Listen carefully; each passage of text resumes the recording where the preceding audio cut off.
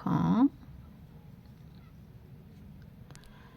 ဒီမှာ12တိုင်ရသွားပြီပြီးပြီဆိုရင်ဒီအလဲကခြေစလေးကိုဆွဲလိုက်ပါမယ်ဒါဆိုရင်ဒီလိုလေးပိတ်သွားမယ်เนาะပြီးဆိုရင်နင်တို့ဒီမှာတိုင်ရှည်လေးစခဲ့တဲ့ထိတ်ဆုံးကနေရာလေးတွေကိုဝင်အကယ်၍ကိုကမမှတ်မိတော့ဘူးဆိုရင်တခါရဲတိုင်ရှည်ထိုးပြီးတော့အဲ့နေရာလေးမှာမှတ်ကြိတ်လေးနဲ့မှတ်ခဲ့ပေးပါเนาะကဲဒါဆိုရင်နင်တို့ဒီတိုင်ရှည်လေး12တိုင်ရသွားပြီပြီးရင်ချိန်လေး3ခါတက်ပါမယ်ဒီနေတော့เนาะဒီနေရာမှာချိန်လေး3ခါတက်လိုက်တယ်တက်ပြီးသွားပြီဆိုရင်ဒီမှာက DC to DC DC to DC ဆိုတာက DC ဆိုတာ double crochet မြန်မာလို့ဆိုရင်တိုင်ရှည်ကိုပြောတာပါเนาะအဲ့တော့တိုင်ရှည်တစ်ခါလာမယ်တိုင်ရှည်တိုင်ပွားတစ်ခါလာမယ်အဲ့လိုပုံစံနဲ့သွားမယ်အဲ့တော့ဒီမှာ slip stitch လုပ်တဲ့ထဲကိုပဲနေရာပြန်ဝင်လိုက်တဲ့ item လေးတွေကိုဝင်ပြီးတော့တိုင်ရှည်လေးတစ်တိုင်ထိုးလိုက်တယ်သူ့ရဲ့ base stitch လေးတွေကိုဝင်တယ်တိုင်ရှည်လေးနှစ်တိုင်ထိုးမယ်เนาะတစ်ပေါက်ထဲမှာတိုင်ရှည်တိုင်ဝါလေးထိုးလိုက်တယ်အဲ့တော့သူ့ရဲ့ base stitch ထဲမှာက double crochet တစ်ခါလာမယ်သူ့ရဲ့ base stitch ထဲမှာက double crochet နှစ်ခါပြန်လာမယ်เนาะအဲ့သူ့ရဲ့ base stitch ထဲမှာ double crochet တစ်ခါလာမယ်သူ့ရဲ့ base stitch ထဲမှာ double crochet တစ်ပေါက်ထဲမှာနှစ်တိုင်လာပါမယ်ဒီလိုပုံစံမျိုးနဲ့အဆုံးထိရအောင်ထိုးသွားပြီးပါပတ်လေတိုင်ရှည်အရေးအတွက်က18တိုင်ရှည်ရပါမယ်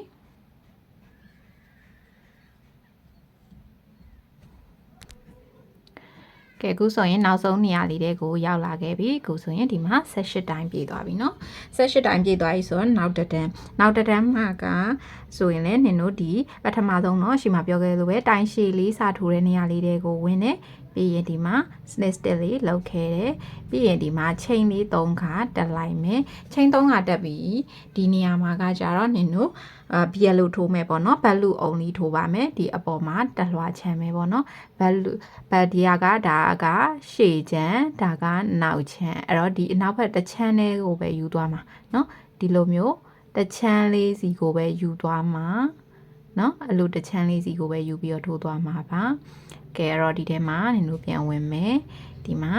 ဒီညမှာကကြတော့တစ်ပေါင်းမှာတိုင်ရှည်တစ်ချက်စီနဲ့ပတ်လေးထိုးမှာဖြစ်တဲ့အတွက်စုစုပေါင်းတိုင်ရှည်အရေအတွက်က18တိုင်ရှိရမယ်အဲ့တော့သူ့ရဲ့ base stitch ထဲမှာ double crochet တစ်ခါလာပါမယ်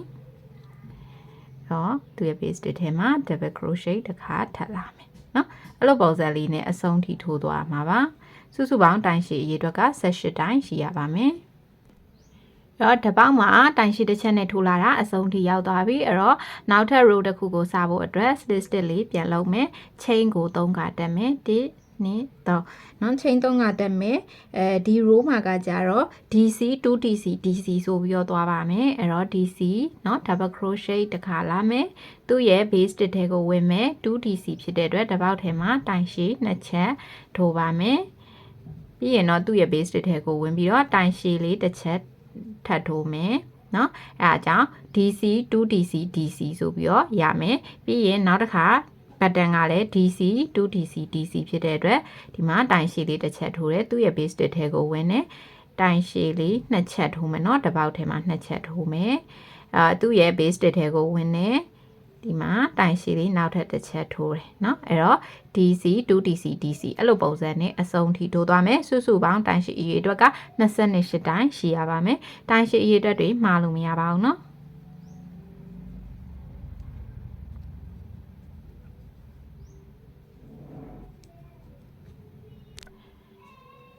အခုဆိုရင်နင်တို့ row က row 4 ထိပြီးသွားရင်เนาะ row 4ပြီးသွားပြီဆိုတော့နင်တို့ row 5စာဖို့အတွက် statistic လေးလုပ်လိုက်မယ်ဒီမှာ chain လေးတစ်ခါပဲတက်ပါမယ်အဲ့တော့ဒီမှာနောက်ဆုံးနေရာလေးကိုရောက်လာရင်เนาะအဲ့တော့ဒီနင်တို့ statistic လောက်ထားတဲ့နေရာလေးတဲ့ကိုပဲပြန်ဝင်ပြီးတော့တိုင်တိုလေးတစ်တိုင်เนาะ single crochet လို့ခေါ်တဲ့တိုင်တိုလေးတစ်တိုင်ထိုးလိုက်တယ်ပြီးရင်သူ့ရဲ့ base stitch လေးတဲ့ကိုဝင်ပါမယ်ဒီမှာက 2DC 2DC ဖြစ်တဲ့အတွက်တစ်ပေါက်ထဲမှာတိုင်ရှည်နှစ်ချက်ထိုးပါမယ်ပြီးရင်တော့ chain လေးတစ်ခါတက်မယ်เนาะ chain လေးတစ်ခါတက်မယ်ပြီးရင်ဒီထဲမှာပဲဒီ 2DC ထိုးထားတဲ့အပေါက်ထဲမှာပဲပြန်ဝင်ပြီးတော့เนาะနောက်ထပ်နှစ်ခါတိုင်ရှည်လေးထိုးလိုက်ပါမယ်ကဲပြီးပြီဆိုရင်တော့နင်တို့သူ့ရဲ့ base stitch လေးတွေကိုဝင်မယ်တိုင်တိုလေးတစ်ခါပြန်ပြီးတော့ထိုးမယ်เนาะအဲ့တော့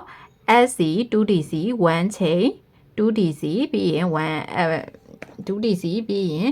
SC ပေါ့เนาะအဲ့လိုလာတယ်အဲ့တော့နောက်တစ်ခါပတ်တက်ပြန်ဝင်တဲ့အခါမှာလည်းဒီမှာ SC ဆိုပြီးဝင်ရမှာဖြစ်တဲ့အတွက်ဒီမှာတိုင်တိုလေးတစ်တိုင်ဝင်လိုက်တယ်ပြီးရင်သူ့ရဲ့ base stitch လေးထဲမှာတိုင်ရှည်လေးနှစ်တိုင်လာပါမယ်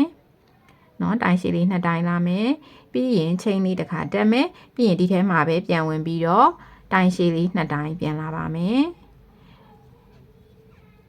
ပြီးရင်တော့သူ့ရဲ့ base stitch လေးတွေကိုဝင်ပြီးတော့တိုင်တိုလေးတစ်တိုင်ထိုးလိုက်ပါမယ်နော်နောက်တစ်ခါပြန်စမယ်ဆိုရင်တိုင်တိုလေးနဲ့ပြန်စမယ် 2DC ချိန်တစ်ခါ 2DC ပြီးရင်တော့တိုင်တိုလေးတစ်ခါပေါ့အဲ့လိုပုံစံမျိုးနဲ့ပတ်ပတ်လဲအစုံထိထိုးသွားမှာဖြစ်ပါတယ်အဲ့လိုမျိုးကိုဘယ်နှကြိမ်လဲဆိုရင်နင်တို့8ကြိမ်ထိုးရမှာပါနော်အဲ့တော့အစုံထိရောက်ရင်ပြန်ကြည့်ပါမယ်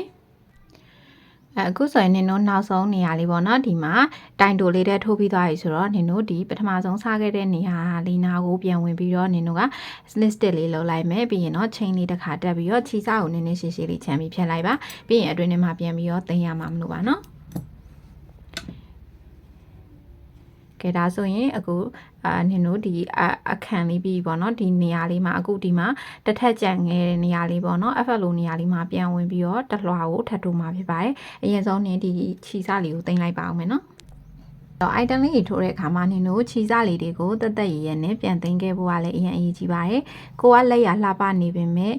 ခြေစသိမ်းတာတွေကတက်ရမှုမရှိဘူးတေချာလေးပြန်မထွက်အောင်မသိမ်းနိုင်အောင်ဆိုရင်လည်းအဆင်မပြေပါဘူးเนาะအဲ့တော့ခြေသိမ်းတာလေးကိုလည်းမပြင်းပါနဲ့နောက်ပြီးတော့ခြေသိမ်းတာကိုကတိတ်ပြီးတော့မကျွမ်းကျင်သေးဘူးဆိုရင်ခြေသိမ်းတာလေးတွေပါတေချာပြပေးထားတဲ့ဗီဒီယိုလေးတွေကိုကြည့်ပြီးတော့ထိုးပေးပါဒီသိန်းတာလေးတွေကိုပေါ့နော်ဘယ်လိုပုံစံလေးတွေသိရင်အသက်ရက်ဆုံးနဲ့အဆင်ပြေဆုံးဖြစ်မလဲဆိုတာလေးကိုဟိုလည်းအဲ့ဒီအပိုင်းလေးတွေကိုလည်းတေချာလေးလေးလာပေးပါနော်ဒါဟာနင်တို့တက်ရက်လှပါတဲ့လက်ရလေးတွေဖန်နေတဲ့အခါမှာသူကလည်းအရေးကြီးတဲ့အပိုင်းကနေပါနေပါတယ်နော်အဲ့တော့အခုတလောက်ဆိုတော့နင်တို့အဆင်ပြေသွားပြီနော်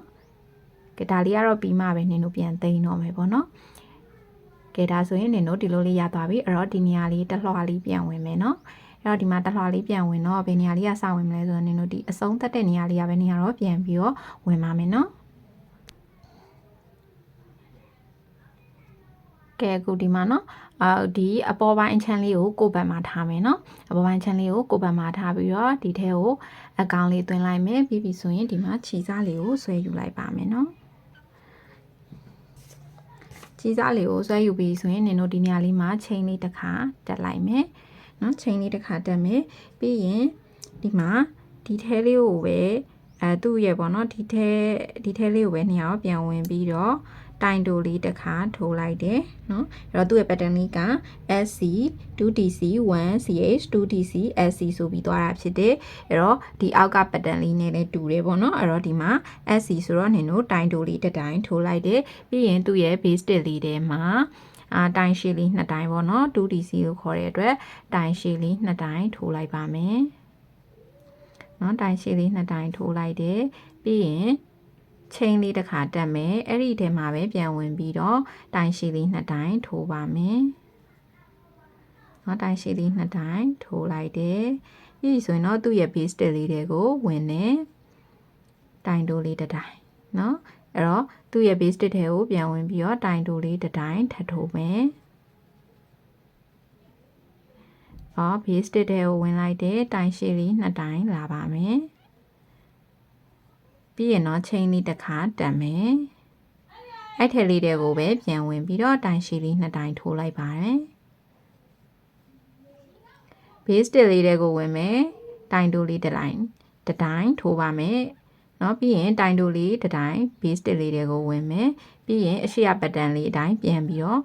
ထိုးမယ်เนาะအဲ့လိုပုံစံလေးနဲ့ပတ်လေအဆုံးထိရအောင်ထိုးလာခဲ့ပါစုစုပေါင်းဘယ်နှကြိမ်ရှိရမလဲဆိုရင်6ကြိမ်ရှိရမယ်เนาะအဲ့တော့အဆုံးထိရောက်ပြီဆိုရင်ပြန်ကြည့်ပါမယ်အခုဒီပတ်တန်လေးတိုင်းထိုးလာတာ6ကြိမ်လေးပြည့်သွားပြီဆိုတော့နင်တို့ပထမဆုံးစားခဲ့တဲ့နေရာလေးတွေကိုပြန်ဝင်ပြီးတော့ snip stick လေးလှုပ်လိုက်ပါမယ်ပြီးရင်တော့ချိန်လေးတစ်ခါတက်မယ်ကျိုးကိုနည်းနည်းရှိရှိလေးချန်ပြီးတော့ဖြတ်လိုက်ပါနော်ဒီမှာလည်းရှေ့ရလိုပဲနင်တို့ဒီနေရာလေးမှာဒီအောက်အတွင်းလေးထဲမှာပေါ့နော်ပြန်ဝင်ပြီးတော့ခြေစလေးကိုတင်လိုက်ပါဒီပေါ်ကကျယ်ဝင်လေးကိုစပြီးတော့ထိုးပါတော့မယ်အဲ့အတွက်အရောင်လေးကတော့လိမ္မော်ရောင်လေးရအဝါရောင်လေးရကိုအဆင်ပြေအရောင်လေးကိုသုံးပါနော်အရင်ဆုံးနင်တို့တွေကိုသုံးမဲ့အရောင်လေးကိုယူလိုက်ပြီးတော့ magic ring လေးလောက်လိုက်ပါမယ် magic ring လေးလောက်လိုက်မယ်ဒီထဲလေးထဲမှာပြန်ဝင်ပြီးတော့နင်တို့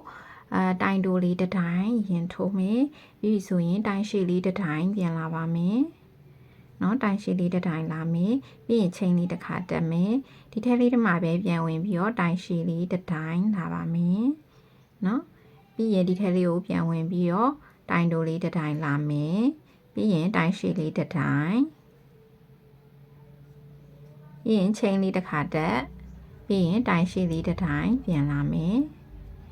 ရင်တော့တိုင်တိုးလေးတစ်တိုင်ပြန်လာပါမယ်အဲ့လိုပုံစံလေးအတိုင်းဒီ magic ring လေးထဲမှာ9ခါပြည့်အောင်လုပ်ရမယ်အခုဒီမှာ2ခါပြည့်သွားပြီဆိုတော့နောက်ထပ်နင်တို့3ချိန်ကျန်မယ်ပေါ့နော်အဲ့တော့ဒီထက်လေးမှာဒီ pattern လေးအတိုင်းပြည့်အောင်လုပ်လိုက်ပါပြီးပြီဆိုရင်ပြန်ကြည့်ပါမယ်နော်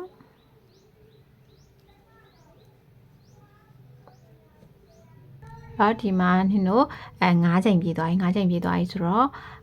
နော်ဒီမှာဒီနောက်ကခြေစလေးကိုဆွဲလိုက်မယ်ပေါ့နော်ဆွဲလိုက်တော့ဒီလိုလေးပိတ်သွားမယ်ပိတ်သွားပြီးပြီဆိုရင်နင်တို့တွေပထမဆုံးပေါ့နော်ဒီဘက်လေးတဲ့ကိုပေါ့နော်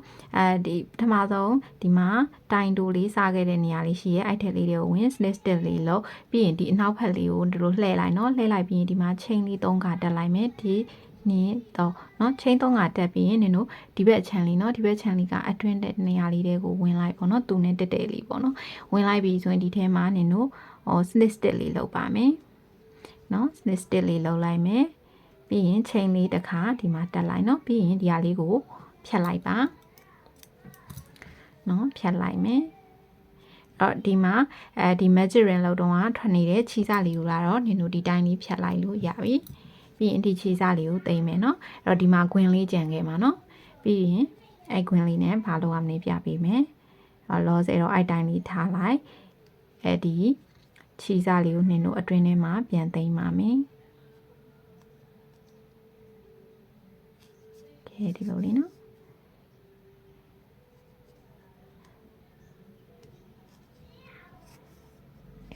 သိမ်းပြီဆိုရင်ဒါလေးကိုညှပ်လိုက်မယ်ကဲဒါလေးရသွားပြီเนาะ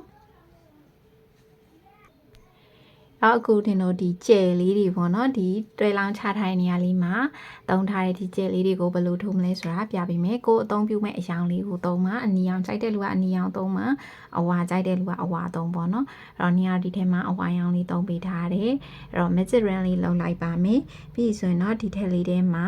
နော် 5SC ဆိုတဲ့အတွက်တိုင်တိုလေး9တိုင်းအရင်ဆုံးလာပါမယ် magic ring ထဲမှာဒီနေ့နော်အဲ့တော့ဒီနေရာလေးမှာလေးနင်တို့ကိုကလေပြန်ပြီးတော့အစမရှာတဟုမေ့သွားမှကြောက်ရင်เนาะဒီပထမဆုံးထိုးခဲ့တဲ့တိုင်တိုနေရာလေးတွေကိုမှတ်ကြိတ်လေးနဲ့မှတ်လိုက်เนาะ1 3 4 5 ငါအဲ့တော့ငါးကပြေးသွားပြီဆိုရင်ဒီခြေစားလေးကိုဆွဲလိုက်နော်ဆွဲလိုက်ပြီဆိုရင်တို့တွေပထမဆုံးစားခဲ့တဲ့နေရာလေးတွေကိုပြန်ဝင်ပြီးတော့ snip stitch လေးလုပ်လိုက်ပြီးရင်ဒီမှာ chain လေးတစ်ခါတက်မယ်နော်တက်ပြီးသွားရင်ဒီ snip stitch လုပ်ခဲ့တဲ့နေရာတွေကိုပဲပြန်ဝင်ပြီးတော့တိုင်ပွားလေးတွေထိုးမယ်နော်တိုင်ပွားလေးတွေထိုးပါမယ်တပေါင်းမှာတိုင်တို့နှစ်ချက်စီနဲ့ပတ်လဲထိုးမှာဖြစ်တော့စုစုပေါင်းတိုင်တို့အရေတော့က10တိုင်ရှိရပါမယ်အခုဆိုရင်4တိုင်ရသွားပြီနော်5 6 8 9 10ကဲ10ခုပြည့်သွားပါပြီ10ခုပြည့်သွားပြီဆိုတော့နင်တို့ဒီမှာကထိတ်ဆုံးစားခဲ့တဲ့နေရာလေးတွေကိုပြန်ဝင် snip stitch လေးလုပ်ပါမယ်လုပ်ပြီးသွားပြီဆိုရင်တော့ဒီမှာsnip stitch လုပ်ပြီးသွားပြီဆိုရင်ဒီခြီကိုရက်လိုက်မယ်နော် chain တစ်ခါမတက်တော့ဘူးနင်ခြီကိုရက်လိုက်တယ်သူ့ရဲ့ base stitch နော်သူ့ရဲ့ base stitch လေးတွေကိုဒီမှာတခြားလေးမြင်ရလားမသိဘူးသူ့ရဲ့ base stitch လေးတွေကိုဝင်လိုက်ပြီးရင်ဒီမှာတိုင်ရှည်လေး2တိုင်ထိုးမယ်တိုင်ရှည်2တိုင်ထိုးမယ်နော်တပေါက်ထဲမှာတိုင်ရှည်2ချက်ပြီးရင် chain တစ်ခါတက်ပြီးရင်အဲ့ထဲလေးထဲမှာတိုင်ရှည်2တိုင်ထိုးတဲ့ထဲကိုပဲပြန်ဝင်ပြီးတော့တိုင်ရှည်2ခါထပ်ထိုးမယ်နော်တိုင်ရှည်2ခါထပ်ထိုးမယ်နော်ပြီးရင်သူ့ရဲ့ base stitch ထဲကိုဝင်ပြီးတော့ snip stitch လေးလုပ်ပါမယ်နော်အဲ့ snip stitch လုပ်ပြီးရင် snip stitch လုပ်ထားတဲ့ဘေးအပေါက်နော် snip stitch လုပ်ထားတဲ့အပေါက်မဟုတ်ဘူးသူ့ရဲ့ base stitch ထဲကိုဝင်မယ်တိုင်ရှည်လေး2တိုင်ထိုးမယ်နော်တိုင်ရှည်2တိုင်ထိုးမယ်ပြီးရင် chain တစ်ခါတက်မယ်အဲ့ထဲကိုပြန်ဝင်ပြီးတော့တိုင်ရှည်2တိုင်ထပ်ထိုးမယ်နော်ပြီးရင် base stitch ထဲဝင်ပြီးတော့ snip stitch လုပ်မယ်နော်အဲ့ pattern လေးအတိုင်းပတ်လေးအစုံထိထိုးရမှာ5ချိန်ပြည့်အောင်ထိုးရမှာပါအခုဒီမှာ2ချိန်ပြည့်ပြီဆိုတော့နောက်ထပ်3ချိန်ပြည့်အဲ့တိုင်းထိုးမယ်နော်အဲ့တော့ဒီမှာခြီကိုရေးလိုက်တယ် base stitch ထဲကိုဝင်တယ်တိုင်ရှည်လေးတစ်တိုင်းရမယ်နောက်ထပ်တိုင်ရှည်တစ်တိုင်းဒီထဲမှာပဲထပ်ထိုးမယ် chain တစ်ခါတက်တယ်ဒီထဲကိုပဲပြန်ဝင်ပြီးတော့တိုင်ရှည်လေးထိုးမယ်နော်နောက်တစ်ခါထပ်ပြီးတော့ဒီထဲကိုဝင်တယ်တိုင်ရှည်ထိုးမယ်base stitch ထဲကိုဝင်မယ် snip stitch လောက်ပဲအဲ့လိုပုံစံနဲ့အဆုံးထိရအောင်ထိုးသွားမှာပဲဖြစ်ပါတယ်နော်ကဲဒီနောက်ဆုံးမှာ snip stitch လေးလည်းလုပ်ပြီးသွားပြီဆိုတော့ဒီမှာ chain လေးတစ်ခါတက်လိုက်မယ်ပြီးရင်ဒီခြေစားကိုရှည်လေးချန်လိုက်မယ်အဲ့တော့ဒီလိုမျိုးကျယ်လေးတစ်ခုမှာနှစ်ဖက်ရအောင်လုပ်ရမှာဖြစ်တဲ့အတွက်4ခုရအောင်လုပ်ရမှာပါအခုဒီမှာတစ်ခုပြီးဆိုတော့နောက်ထပ်3ခုထပ်လုပ်မယ်အဲ့တော့3ခုထပ်လုပ်တာမှာဒီလိုမျိုးတစ်ဖက်ချမ်းမှာဆိုရင်ခြေစားကိုရှည်ချန်မယ်တခြားဘက်ကတော့ခြေစားအရှည်ချန်စရာမလိုဘူးပေါ့နော်ပြန်ပြီးတော့နှင်းတို့ချုပ်ရမှာဖြစ်တဲ့အတွက်တစ်ဖက်ကိုတော့ခြေစားအရှည်ချန်ရမယ်အဲ့တော့ခြေစားအရှည်ချန်တာကနှစ်ဖက်2ခုနော်ခြေစားအရှည်မဟုတ်ဘဲနဲ့2ခုအဲ့တော့4ခုရအောင်လုပ်မယ်နော်အခုဒီမှာနှင်းတို့4ခုရသွားပြီနော်ရသွားပြီဆိုတော့ဒါလေးတွေကိုဆက်ပြပေးပါမယ်အော်နင်ဒါလေးကိုရင်မဆက်ခင်လေနှိုချိုး chain လေးတွေပေါ့နော် chain လေးကိုဒီမှာအရင်ဆုံးဒီအညိုရောင်လေးကိုသုံးပြီးတော့အခု60လောက်ထားလိုက်မယ် chain ကိုအခု60တက်မယ်နော်အကဲကွာအဲ့ထက်ရှည်ရလိုချင်တယ်ဆိုတော့80 80ကိုကြိုက်တယ်လို့လောက်ပေါ့နော်နင်ကတော့ဒီမှာ chain ကို60လောက်ပါမယ်1 2 3 4အခုဆိုရင်နင်တို့ဒီမှာ chain ကို60ထိုးသွားပြီเนาะပြီးပြီဆိုရင်ဒီနေရာမှာနင်တို့နည်းနည်းခြီစားလေးနည်းနည်းလေးရှည်ရှည်လေးထားပြီးတော့ဖြတ်လိုက်ပြီပါเนาะအဲ့တော့အဲ့လိုလေးကိုဒါလေးကိုအရင်လောက်ထားပြီเนาะအဲ့တော့ဒါလေးအရင်လောက်ထားလိုက်ပါပြီးဆိုတော့နင်တို့ဒါလေးတွေကိုဆက်ပါမယ်เนาะတစ်ချက်ကိုကနည်းနည်းရှည်တဲ့အပိုင်းခြံထားမယ်အဲ့တော့ဒီမှာဒါမလှပက်ချံကိုအတွင်းမှာထားမယ်เนาะအဲ့တော့မလှပက်ချံလေးကိုအတွင်းမှာထားပြီးတော့စပြီးတော့ချုပ်ပါမယ်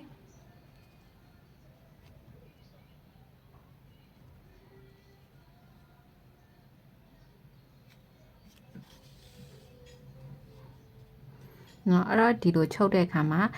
ဒီလိုမျိုး stick လေးရှိရပေါ့နော်အဲ့ဒါမှဒီလိုမျိုးဒီဘက်အရှိဘက်ချမ်းရဲ့အနောက်ဘက်ချမ်းဆိုပြီးတော့နှစ်ချမ်းရှိရဲအဲ့တော့ဒီ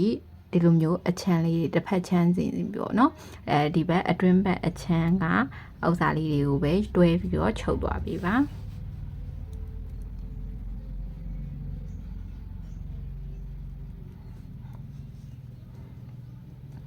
ဒီလိုအတွင်းဘက်အချမ်းလေးတွေပဲเนาะဒီလိုတစ်ချက်ချင်းစီပဲတစ်ချမ်းချင်းစီကိုပဲဒီလိုလေးတွေယူပြီးတော့တွဲပြီးတော့ချုပ်သွားပေးလိုက်ပါ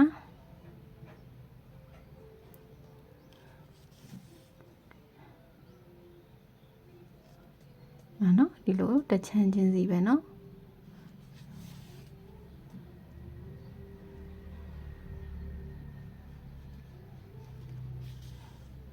ဒီမှာဆီလီကွန်လေးထည့်မယ်နော်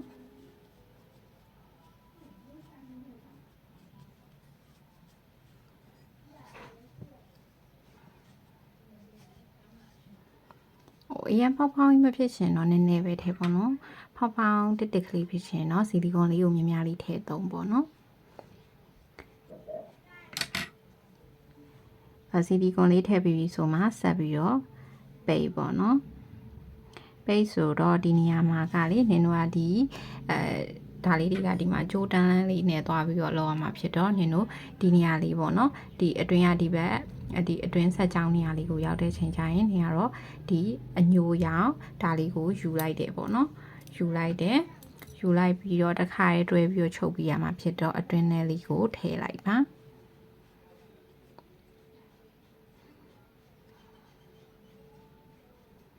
နော်အတွင်းထဲလေးကိုထည့်ပြီးဒီမှာတစ်ခါတွဲချုပ်မယ်နော်အဲ့လိုလေးတစ်ခါတွဲချုပ်သွားချင်တာပေါ့နော်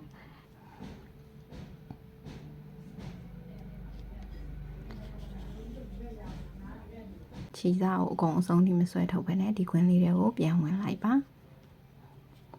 နော်ပြီးရင်ဒီထဲကိုပြန်ဝင်ကဲဒီလောက်ဆိုရင်ရပြီပေါ့နော်အဲ့ဒါလေးချီစားလေးဖြတ်လိုက်ပါအဲ့တော့ဒီဘက်တစ်ချမ်းဒီပုံစံလေးလုပ်ပြပြီးပြီအဲ့တော့ဒီဘက်ကျန်တဲ့ဘက်တစ်ချမ်းလေးအဲ့ပုံစံလေးအတိုင်းပဲတွဲသွားရဆိုရင်ရပါပြီနင်တို့ဒီတစ်ပင်လေးပေါ်မှာပေါ့နော်နှင်းဆက်လေးတွေပုံစံမျိုးလေးလုပ်ချင်တာဆိုတော့နင်တို့နည်းနည်းလေးကနေချီစားလေးကိုဆွဲယူလာခဲ့မယ်နော်ဒီမှာယူပြီးပြီဆိုရင်ဒီပေါ်လေးမှာဒီမှာအခလေးကိုဒီလိုတင်လိုက်နော်နည်းရှိလေးထွက်ပြီးတင်ပြီးရင်ဒီမှာချီစားကိုတစ်ပတ်နှစ်ပတ်ပတ်လိုက်တယ်နော်ပတ်လိုက်ပြီးဆိုရင်အဲ့ထဲကိုပြန်ဝင်ပြီးတော့သူ့ရဲ့အောက်တဲ့လေးတွေကိုပြန်ဝင်လိုက်ရင်နင်တို့ဒီလိုမျိုးလေးနော်ဒီလိုလေးရသွားမယ်အဲ့တော့နောက်ထပ်တစ်နေရာရွှေ့မယ်နောက်ထပ်တစ်နေရာရွှေ့တဲ့နေရာမှာလည်းဒီတိုင်းတန်းကူလိုက်ရင်စင်ပြူအတွင်းထဲလေးကနေဖြတ်ပြီးတော့ဝင်မယ်ပေါ့နော်ချီစားကိုဒီဘက်အချမ်းမှာလည်းမပေါ်အောင်ဒီဘက်အချမ်းမှာလည်းမပေါ်အောင်အဲ့လိုပုံစံလေးနဲ့သွားပါမယ်အဲ့တော့ဒါလေးတွေကဘယ်လောက်လောက်ရမယ်ဘယ်နေရာအဲ့လိုအတိအကျမဟုတ်ဘူးကိုမျက်လုံးနဲ့ကိုရဲ့အမြင်ထဲမှာလှတယ်လို့လေးပေါ့နော်ကိုရဲ့အမြင်ထဲမှာလှတယ်လို့လေးလုပ်ပြီးပါအဲ့တော့ဒီလိုလေးနှစ်ပတ်ပြီးရင်ဒီအောက်ထဲလေးကိုပြန်ဝင်လိုက်ရင်နင်တို့လိုချင်တဲ့ဒီလိုမျိုးလေးတွေရသွားမယ်เนาะအဲ့တော့ဘယ်နေရာမှာဘယ်လိုပုံစံနဲ့ဆိုတာမျိုးအတိအကျသတ်မှတ်ထားတာတော့မရှိပါဘူးเนาะအခုဆိုရင်ဒီနေရာလေးကိုဝင်ကျင်တာပေါ့เนาะဝင်ကျင်တော့ဒီအတွင်းထဲလေးကနေချီစားအတွင်းထဲလေးကနေဖြတ်ပြီးတော့ဝင်လိုက်မယ်เนาะအဲ့ဒါမှတက်ခက်လေးဖြစ်မယ်ပေါ့เนาะအဲ့တော့ဒီမှာရှေ့ရလိုပဲအခလေးကိုဒီလိုတင်ပြီးရင်ချီစားလေးကိုနှစ်ပတ်လောက်ပတ်ပြီးရင်သူနဲ့တက်လေးကိုပြန်ပြီးတော့အကိုထိုးချလိုက်ပါကဲဒါဆိုရင်ဒီလိုလေးတွေရသွားမယ်เนาะအဲ့ဒါကိုအဖြူအနီအဲ့ဒါကိုသူကိုစိတ်ကြိုက်ပေါ့เนาะသူနေရာလေးနဲ့သူလှပပလေးဖြောင်းလုပ်သွားရင်ရပါပြီအဲ့တော့ဒါကဒီလိုအပေါ်ဘက်တစ်ချမ်းပြီးဆိုရင်ခြီစားကိုဖြတ်ပြီးတော့တင်လိုက်ပေါ့เนาะအောက်ဘက်တစ်ချမ်းကြလဲအဲ့လိုအရှိမပြခဲ့တယ်လို့ပဲဝင်ပြီးတော့ကိုထားခြင်းတဲ့နေရာမှာကိုကြိုက်တဲ့အယောင်လေးနဲ့ပုံဖော်သွားပါအဲ့လိုပုံစံလေးနဲ့ပုံဖော်သွားရဆိုရင်ရပါပြီเนาะအဲ့တော့နားမလည်ဘူးဆိုရင်အရှိကိုနည်းနည်းလေးပြန်ရေးကြည့်ပေးပါเนาะအခုဒီမှာလိုအပ်တဲ့အပိုင်းလေးတွေအားလုံးရသွားပြီဆိုတော့နင်တို့တစ်ပင်လေးတွေကိုထည့်မယ်ပေါ့နော်အဲ့တော့အလေးကိုဒီလိုဝင်လိုက်ပြီးရင်ဒီမှာကိုကအတူအရှိလေးထားခြင်းနဲ့ဆိုရင်ဒီလိုအတူအရှိလေးတစ်ခါထားခဲ့တညီလေးထားမယ်ဆိုလည်းတညီလေးပေါ့နော်အမှဒီအနဲ့ဒီလိုလေးဆွဲထုတ်လိုက်မယ်နော်ကဲဒါဆိုရင်ဒီလိုလေးတန်းလန်းလေးရသွားမယ်ပြီးရင်ဒီကြယ်လေးကိုလည်းထည့်မယ်ပေါ့နော်အဲ့တော့ထည့်မယ်ဆိုတော့ဒီမှာချိန်3ခုခြားထားတဲ့နေရာလေးရှိရလीနော်အဲ့ဒီလေးကိုဝင်ဒါလေးကိုထည့်လိုက်ပါကဲဒါဆိုရင်เนาะနင်တို့တွေကိုလိုမျိုးချစ်စရာကောင်းတဲ့ Christmas tree keychain လေးကိုရသွားပြီပဲဖြစ်ပါတယ်အဲ့တော့ဒါလေးကိုကိုအိတ်ကလေးတွေမှာတက်ချင်ပဲဖြစ်ဖြစ်ကြောဝိတ်လေးတွေမှာတက်ချင်ပဲဖြစ်အရင်ကိုချဖို့ကောင်းပါရဲ့အဲ့တော့ဒါလေးတွေကနင်တို့တစ်ခါရဲပေါ့နော်ဒီအိတ်ရဲ့အိတ်ကြိုးလေးမှာတစ်ခါရဲပတ်ပြီးတော့ပဲတန်လည်းရရင်မဟုတ်ဘူးဒီမှာ keychain ကွင်းလေးတွေတက်ပြီးတော့အသုံးပြုမယ်ဆိုရင်ရပါတယ်ဒါကလေးဘယ်လိုမျိုးလေးအဆင်ပြေဆုံးနဲ့ကိုကြိုက်တဲ့ design လေးအတိုင်းဖန်တီးပြီးတော့တက်လို့ရပါတယ်ဒီလေးကိုနှစ်သက်တယ်ဆိုရင် like and subscribe လုပ်ထားပေးဖို့မမေ့ပါနဲ့အခုလိုမျိုးချစ်စရာကောင်းတဲ့ထုံနီးလေးတွေကိုအများကြီးမျှဝေပေးနေမှာဖြစ်တဲ့အတွက်နေ့ရဲ့ channel လေးကို like and subscribe လုပ်ထားပေးဖို့မမေ့ပါနဲ့เนาะနောက်ဗီဒီယိုမှာဆက်ဆုံပါအောင်မယ်တတန်း